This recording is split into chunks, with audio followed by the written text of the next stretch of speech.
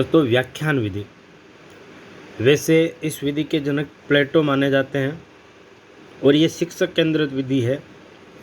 व्याख्यान विधि में एक शिक्षक सबसे पहले लिखित व्याख्यान को क्या करता है, तैयार करके लाता है और उसके मूल बिंदुओं को श्याम पट पर लिखने के बाद एक एक बिंदु पर उस पर प्रकाश डालते हुए विस्तार से भाषण विधि के माध्यम से बालकों को समझाता है।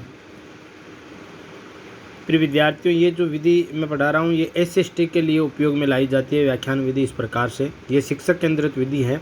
इस विधि का निर्माण वैसे प्लेटो इसके जनक माने जाते हैं, क्योंकि इसमें क्या करता है, शिक्षक सबसे पहले अपने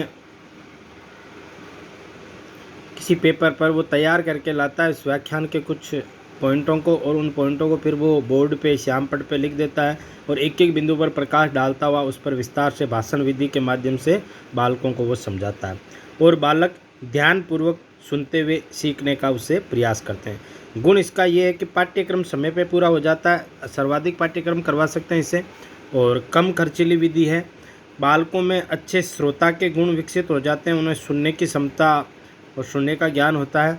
ध्यान केंद्रण, नियंत्रण व अनुशासन पैदा होता है और नेतृत्व गुणों का भी विकास होता है। लेकिन दोष भी हैं इसके। देखो विद्यार्थियों, चाहे कोई भी विधि हो, चाहे कितनी सर्वश्रेष्ठ विधि हो, जितने गुण होंगे तो उसके दोष कुछ ना कुछ तो होंगे ही होंगे। तो इसके दोष हैं, बालकों की जिज्ञासा शांत नहीं होना। बालकों की जो जानने की इच्छा है वो शांत नहीं होती है, क्योंकि वो व्याख्यान से केवल व्याख्या देता रहता है। तो बालकों को जिज्ञासा शांत नहीं होना। प्रारंभिक कक्षाओं के लिए उपयोगी नहीं है, और ये प्राथमिक कक्षाओं के लिए उपयोगी नहीं है, ये ध्यान रखना। ये उच्च कक्षाओं के लिए उपयोगी है और बालक इसमें निष्क्रियता से केवल श्रोता बनकर रहता है, केवल इसमें श्रोता बनकर ही वो सीखता रहता है। इसके बाद में दूसरी जो है कहानी विधि है। कहानी विधि में शिक्षक केंद्रित विधि, ये भी इसी तरह, ये अरस्तु की है। देखो, सुकरात का शिष्य हुआ था प्लेटो और प्लेटो का शिष्य हुआ था अरस्तु।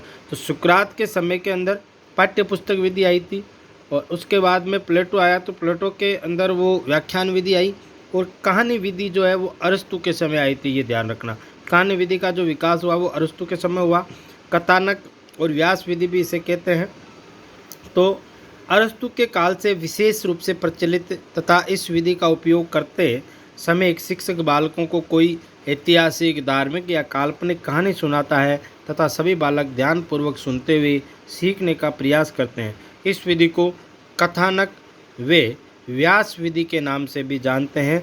इसके गुण हैं, प्रारंभिक कक्षाओं के लिए रुचिकर विधि है, क्योंकि प्रारंभिक छोटे बच्चों को कहानी सुनने में इंटरेस्ट आता है, इसलिए प्रारंभिक कक्षाओं के लिए रुचिकर है।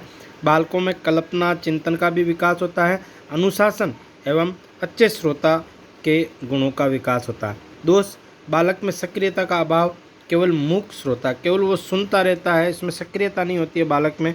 उच्च कक्षाओं के लिए ये अधिक उपयोगी है, क्योंकि ये जो कहानी विधि है इसके अंदर उच्च कक्षाओं के लिए अधिक उपयोगी नहीं है। हाँ, अगर आप बड़े बच्चों को अगर कहानी सुनाओगे तो वो बोर हो जाते हैं, क्योंकि वो उन्हें इंटरेस्ट नहीं आता आजकल। तो उच्च कक्षाओं के लिए अधिक उपयोगी नहीं है और पाठ्यक्रम समय पर पूरा नहीं होता है, क्योंकि कहानी सुनाने में शिक्षक लग जाता है। तो बहुत बहुत धन्यवाद। तो इसी प्रकार आप हमारे शिक्षा से संबंधित वीडियो देखने के लिए हमारे चैनल को सब्सक्राइब करें, लाइक करें, कमेंट करें। बहुत बहुत धन्यवाद। Thank you.